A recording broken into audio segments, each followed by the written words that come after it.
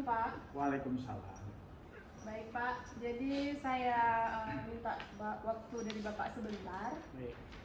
Ada beberapa hal yang ingin saya bicarakan dan juga ingin saya tanyakan dengan Bapak. Ya, baik Pak. Bisa kita mulai Pak? Boleh. Silakan. Ya, jadi di sini yang pertama saya ingin tahu dari Bapak, selama Bapak menjadi kepala sekolah, tentunya banyak kasus-kasus ataupun kejadian yang terjadi di sekolah, ya, dengan terutama peserta didiknya atau muridnya. Nah, menurut Bapak, kasus yang bagaimana atau seperti apa yang memang dikategorikan berat gitu? Baik. Kalau kita lihat sebenarnya kalau kasus di dalam sekolah tidak begitu berat, kecuali adalah kasus-kasus di luar sekolah, tetapi yang dilakukan oleh anak didik kita. Benar. Misalnya ada kasus-kasus pembunuhan di luar, itu kan kasus berat. Iya. Tetapi nanti efeknya adalah ke sekolah. Iya. Jadi anak-anak itu kan waktu berangkat ke sekolah kadang-kadang ada yang dijemput oleh pihak keamanan ke sekolah. Itu persoalan, ya kan. Kalau di dalam sekolah insya Allah tidak begitu berat kasusnya. Kalau di dalam sekolah sendiri Pak, yang dapat dikategorikan mungkin harus kita proses gitu, harus kita ini kasus seperti apa Pak? Ya kadang-kadang kan selama ini kan ada anak-anak tawuran itu, Iya. ya kan. Kemudian ada anak-anak yang terlibat sebagai begal selama ini yang kita tahu, yang sering kejadian. Itu walaupun kejadiannya di luar memang harus kita proses di sekolah, karena kan itu menyangkut dengan etika moral, ya. Itu kan moral anak-anak, ya. Jadi moral anak-anak itu yang didapatkan adalah di sekolah. Jadi kita coba prosesnya tentunya dengan pembinaan. Berarti etika tadi Pak ya, berarti ditanggapi, diproses di sekolah gitu Pak ya. Baik Pak. Nah selanjutnya Pak kan dalam menangani kasus tersebut, baik itu yang ringan misalnya, banyak kita lihat misalnya kalau untuk di kelas pembelajaran contohnya kan ada misalnya murid tidak hadir, sering tidak hadir, tapi nanti menjadi apa gitu harus ikut ujian. Nah itu di situ dilemanya bagaimana untuk Bapak rasa gitu. Jadi mempertimbangkan keadilan, dia tidak hadir, tapi kalau kita nggak kasih ikut ujian, ya seperti itu dilema yang Bapak rasakan bagaimana Pak? Ya, itu kan kita lihat juga, ya. Yang pertama kita panggil anaknya, kemudian wali kelasnya, kita suruh tangani, dan kita lihat kasusnya kenapa dia tidak hadir, apa sebabnya. Tentunya ada punya sebab. Mungkin anak itu tidak ada uang untuk ongkos ke sekolah, mungkin hal-hal lain, karena ini efeknya adalah efek di rumah tangga. Semuanya efek rumah tangga. Ini saya kasih contoh. Ini di SMK 1 dalam minggu ini lagi kita tangani anak yang tidak sering ke sekolah. Ya, absensinya berarti Pak apa? Jadi waktu kita suruh hadir wali kelas ke rumahnya, rupanya anak ini memang tidak ada ongkos. Kalau dia ada ongkos, kebetulan orang tua bapaknya sudah meninggal, anak yatim. Dan alhamdulillah kita bantu dari warga sekolah ini. Kita sewa becak nih. Sudah berlangsung nih. Berarti ada program-program khusus gitu Pak, Iya. Untuk beberapa kasus di sekolah yang memang bisa dibantu? Iya, program yang kita buat secara khusus seperti itu tidak. Kalau kita buat program khusus, tentunya nanti orang tua akan melapor semua tidak mampu. Iya, semuanya melapor tidak mampu gitu Pak. Jadi dalam perjalanan ini, ya kita lihat kasusnya seperti tadi. Kita sudah datang wali kelas, kemudian kunjungan ke rumah, BP-nya ataupun BK-nya, dan kesiswaan. Kalau memang dia tidak mampu dikarenakan ekonominya, kemudian ya itu hambatan, ya kan? Ini kayak kemarin kita coba sewa becak untuk anak ini, jadi seperti itu. Berarti luar biasa Pak. Di situ sudah ada nilai-nilai kebajikannya, mempertimbangkan dari segi anak. Berarti tidak langsung kita memvonis, ya peraturan tidak hadir segini tidak boleh ikut ujian. Berarti begitu Pak ya. Fleksibilitas untuk yang penting kebaikan gitu Pak ya. Ya. Oke baik Pak, luar biasa Pak. Ya, jadi di sini kalau untuk sebenarnya saya mau nanyakan prosedurnya, tapi Bapak tadi sudah duluan menjelaskan gitu prosedur pengambilan keputusannya. Nah, selanjutnya Pak, kalau yang Bapak rasakan nih berdasarkan pengalaman Bapak, tantangan terberat dalam mengambil keputusan di antara memilih dua hal yang sama-sama penting itu apa Pak? Karena kan ada dua kasus ataupun ini penting gitu, sama-sama penting gitu. Jadi tantangannya apa, hambatannya apa gitu ya Bapak hadapi?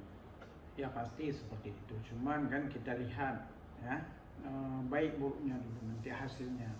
Efek-efeknya kalau kita memang misalnya kasus anak, kita ambil sikap misalnya ada anak yang bermasalah, begitu kita keluarkan dari kita coba misalnya kita keluarkan dari sekolah, Ya.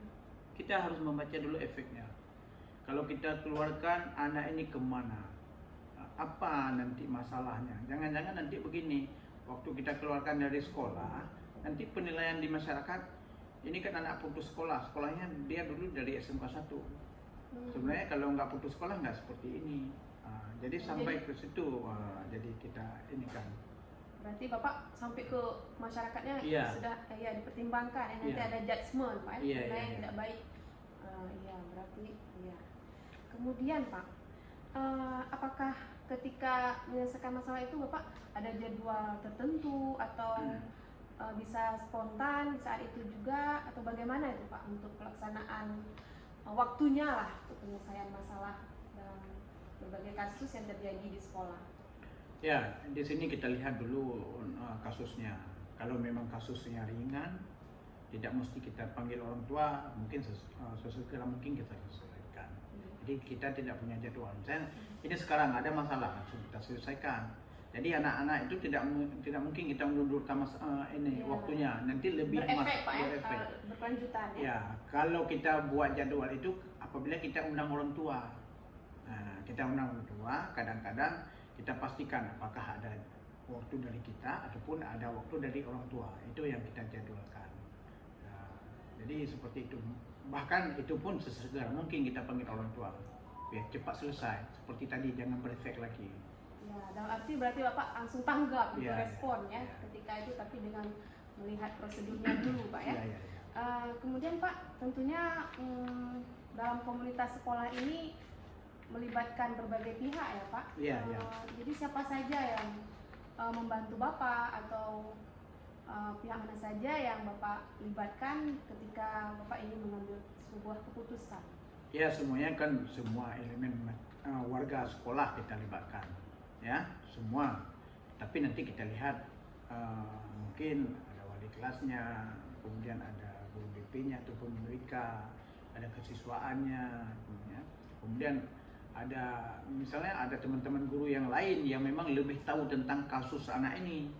Nah, mungkin dia ada tetangga di rumah di kampung di rumahnya seperti itu. Jadi sebaiknya memang semua warga kita terlibatkan. Jadi merasa bertanggung jawab terhadap ini. Dia merasa bertanggung jawab terhadap semua warga sekolah. Jadi seperti itu.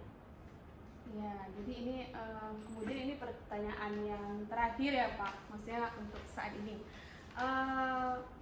Dari semua kejadian ataupun kasus-kasus atau pengalaman Bapak mengambil keputusan, kira-kira apa Pak pembelajaran untuk Bapak secara pribadi dan untuk sekolah kita yang tercinta ini? Ya, memang dalam kita ambil keputusan ini terhadap anak ini kan seperti yang kita sampaikan tadi, kita memang harus hati-hati, ya. Memang banyak pengalaman-pengalamannya yang kadang-kadang pengalaman kita waktu kita serahkan kepada orang tua tidak mau. Ya, jangan, harus anak saya di sini.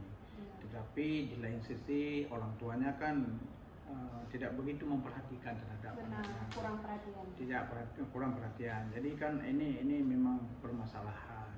Ini kan masalah-masalah yang kita hadapi, ya kan. Jadi yang tujuan kita adalah anak-anak ini tetap dia mendapat pendidikan, dan ini adalah amanat dari pembukaan, ya.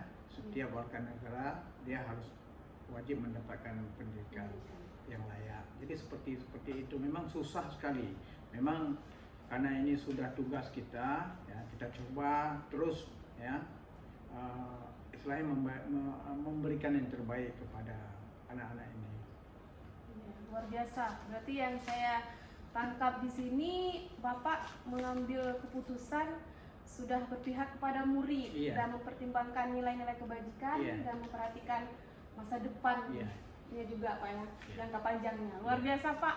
Alhamdulillah, terima kasih atas kesempatannya kita bisa ngomong-ngomong hari ini. Ya, semoga kita bisa bertemu lagi nanti Pak untuk cicat seperti ini. Boleh.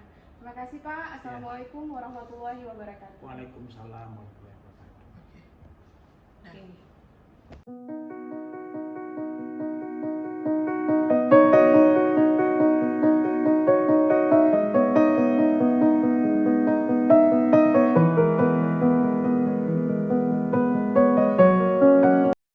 Assalamualaikum Pak. Waalaikumsalam Bu. Ya, jadi saya minta waktunya sebentar Pak ya. Ya, Boleh. saya ingin membicarakan tentang cara Bapak mengambil sebuah keputusan ketika menghadapi suatu kasus di sekolah ini. Boleh Ibu, siap. Apa bisa saya bantu? Ya, baiklah. Jadi ada beberapa pertanyaan yang ingin saya ajukan. Nah, untuk yang pertama Pak, tentunya selama Bapak menjadi kepala sekolah, terutama di sekolah SMK 6 ini, masalah atau kasus apa saja yang pernah Bapak hadapi dan itu menurut Bapak masuk ke dalam kategori yang agak berat untuk diselesaikan? Ya. Kalau berbicara sebagai pimpinan di sebuah sektor pendidikan, pastinya ada menyelesaikan beberapa kasus. Pasti ada kasus, namanya kehidupan ya. Apalagi kita bertemu dengan banyak orang, pasti ada sesuatu yang terjadi kendala dan itu adalah suatu masalah buat kita harus kita selesaikan. Kalau bicara tentang kasus, ada kasus yang paling berat, bukan berat sebenarnya, membutuhkan waktu yang panjang saya untuk menyelesaikan kasus tersebut. Itu ketika salah satu anak saya itu terlibat dengan hukum. Jadi dia bermasalah dengan hukum pada saat malam minggu, ada melakukan kesalahan, ikut tawuran, ikut begal, dan ada korbannya sehingga diamankan oleh pihak kepolisian. Dan waktu penyelesaian itu cukup lama, hampir 1 bulan kasus itu bisa selesai ya. Dan yang jadi problem buat saya ketika dia terlibat kasus tadi itu kembali ke sekolah dan minta ingin melanjutkan sekolah di sekolah ini. Yang jadi masalahnya adalah ada aturan di sekolah ketika anak-anak punya masalah, ada yang besar, dan apalagi terlibat dengan hukum, itu pihak sekolah kan tidak bisa mempertahankan dia di sini. Harus kita kembalikan ke sekolah atau tempat yang lain seperti itu. Berarti dalam arti tadi kasus tadi masuk ke dalam rujukan moral ya Pak ya? Karena itu berhubungan dengan hukum atau dengan dilema etika. Bagaimana Bapak memahami rujukan moral dan dilema etika? Baik, kalau kasus yang dia lakukan itu terlepas benar atau salah, itu kan pihak kepolisian yang menentukan. Jadi mohon maaf, jadi terlepas dia benar atau salah itu pihak kepolisian. Tapi di akhir penyelidikan setelah 30 hari dia di karantina di kepolisian tersebut dinyatakan tidak bersalah, maksudnya sudah damai dengan korbannya. Nah, yang jadi sekarang buat saya itu adalah yang jadi pemikiran saya ketika dia minta ingin kembali lagi di sekolah ini. Nah, dilema buat saya, apakah mempertahankan dia tetap di sekolah ini atau saya memindahkan dia ke tempat yang lain. Karena sebagaimana kita ketahui kan aturannya seharusnya dia sudah terlibat sampai kasus itu kan masalah luar biasa, ya kan? Apalagi sebelum dia terlibat kasus tersebut ada beberapa tindakan atau kesalahan yang pernah dia lakukan. Ada track recordnya. Iya, memang track recordnya sudah kita lakukan pembinaan, dan itu yang jadi dilema buat saya. Jadi keputusannya untuk kasus itu, keputusan yang Bapak ambil adalah kembali diterima di sekolah ini atau bagaimana Pak? Baik, jadi karena tadi dilema itu kan pasti kan menurut kalau kita ngambil keputusan dia pertahankan juga benar. Kenapa juga benar? Kita kan membantu anak-anak, ya kan? Juga benar mempertahankan aturan sekolah juga benar, kan itu kan juga aturan sekolah. Jadi saya bingung saat itu antara kasihan dengan anak tersebut atau saya menegakkan keadilan di sekolah. Apalagi beberapa teman-temannya kan ada teman-temannya yang punya kasus yang sampai berat juga, itu ada yang kita terpaksa memindahkan dia ke tempat sekolah, tapi itu atas permintaan orang tua juga dengan anaknya tersebut. Jadi yang membuat saya dilema tadi itu mempertahankan dia atau tidak mempertahankan dia. Nah, jadi ketika itu terjadi, otomatis kan bingung di sayanya gitu. Ya. Iya, jadi tentunya dalam menyelesaikan kasus seperti masalah dengan siswa tadi, ada pihak-pihak mana saja yang Bapak libatkan? Ya, akhirnya kan saya harus mengambil di antara dua, mempertahankan atau tidak. Karena ini sifatnya untuk sekolah, jadi saya tetap tidak mengambil keputusan itu secara pribadi saya. Jadi saya diskusikan dengan pihak-pihak terkait, pertama dengan orang tuanya, kemudian pihak kepolisian juga saya berbicara dengan pihak di atas saya, dengan kepala cabang dinas juga, dan pastinya dengan yang di sekolah juga, yang di bawah saya, berarti dengan kesiswaan, dengan wali siswanya, wali kelasnya, dan beberapa guru-guru yang saya anggap bisa memberikan solusi terkait kasus tersebut. Jadi saya diskusikan dengan mereka, dan pada akhirnya keputusan saya mempertahankan dia dengan alasan saya memberikan kesempatan lagi buat dia. Dan mungkin ini bisa jadi kesempatan terakhir. Saya tadi membuat beberapa beberapa kesepakatan dengan dia yang harus dia terpenuhi, sehingga kesempatan terakhir ini bisa dimanfaatkan sebaik mungkin oleh anak tersebut. Luar biasa. Berarti sampai melibatkan instansi yang lain ya. Benar sekali. Dinasnya, dari kepolisiannya ya, sehingga keputusannya itu lebih valid mungkin ya, dan lebih oke. Nah, kemudian selama Bapak menyelesaikan masalah atau kasus-kasus, ada hambatan atau tantangan apa saja yang pernah Bapak hadapi? Hambatan pasti ada. Pertama kan dengan saya pribadi dilema tadi itu ya kan, ini saya harus mengambil keputusan seperti apa, pilihan A atau pilihan B, itu hambatan yang terjadi di saya. Dan kemudian yang terjadi juga, saya berpikir keputusan saya ambil itu tepat apa tidak. Itu kan juga jadi hambatan juga, apa tepat apa tidak. Kemudian ketika keputusan itu dia ambil kan terjadi kan eksekusi pelaksanaannya, kan ketika pelaksanaan terlibat bermacam-macam orang, anaknya, walinya, dan orang lain. Nah, ketika hal itu terjadi, saya pasti harus mengambil keputusan itu melibatkan beberapa orang. Dan hambatannya kan melibatkan orang kan tidak semudah itu. Iya, waktunya. Belum kita lagi menganalisa, setiap orang kan punya ide-ide, punya pemikiran yang berbeda. Pendapatnya benar mungkin sekali. Ya, kita berniat untuk kebaikan, mungkin banyak. Ya, tanggapan-tanggapannya ya Pak ya. Ya, ini kan kita menelaah beberapa pendapat orang itu kan juga sulit. Jadi keputusan saya itu harus saya valid, ini harus saya uji benar apa tidak hasilnya. Iya, gitu. Iya. Oke, jadi selanjutnya Pak, ini masalah waktu gitu. Apakah Bapak ketika menangani suatu kasus itu harus ada waktu khusus tertentu, atau boleh kapan saja gitu, atau respon kapan saja gitu untuk waktunya, untuk penyelesaiannya? Waktu penyelesaian sebuah kasus itu tergantung kasus Ibu sebenarnya. Ada kasus memang saya selesaikan langsung di tempat. Contoh kayak anak terlambat. Itu kan saya tidak perlu masuk ke ruangan saya dulu, tidak perlu menghubungi sana sini dulu, kan itu bisa kita selesaikan langsung di tempat. Di kasus itu ketika terjadi langsung ada solusi. Biasanya kan ketika itu anak masalah tadi itu kan solusi kan harus dari dia, itu bisa lebih mudah. Tapi kalau kasus-kasus yang tadi itu saya butuh waktu yang tidak cukup, nggak lama juga sih, tapi butuh waktu yang cukup lama sebenarnya. Kenapa? Saya harus diskusi dengan pihak terkait di stakeholder saya, terus juga di sekolah juga. Jadi tergantung kasus sebenarnya. Lebih banyak kasus memang saya selesaikan di tempat, di waktu itu. Tidak bisa disamakan lah karena kontekstual lah dengan kasusnya. Baik Pak, ini sudah di penghujung wawancara kita hari ini. Ya, jadi setelah saya mendengar lagi, kemudian luar biasa juga pengalaman dari Bapak. Nah, semua itu tadi Pak, dalam langkah-langkah pengambilan keputusan, kemudian permasalahan ataupun kasus-kasus yang terjadi di sekolah ini, apa pembelajaran yang dapat kita ambil sehingga untuk pembelajaran Bapak sendiri pribadi ataupun bagi sekolah ini? Pembelajaran yang bisa saya ambil, pertama, setiap masalah itu ada solusi. ketika solusi itu hadir, maka kita butuh fullness ya, butuh pemikiran penuh untuk mencari solusi tersebut dari masalah yang kita hadapi, itu kan.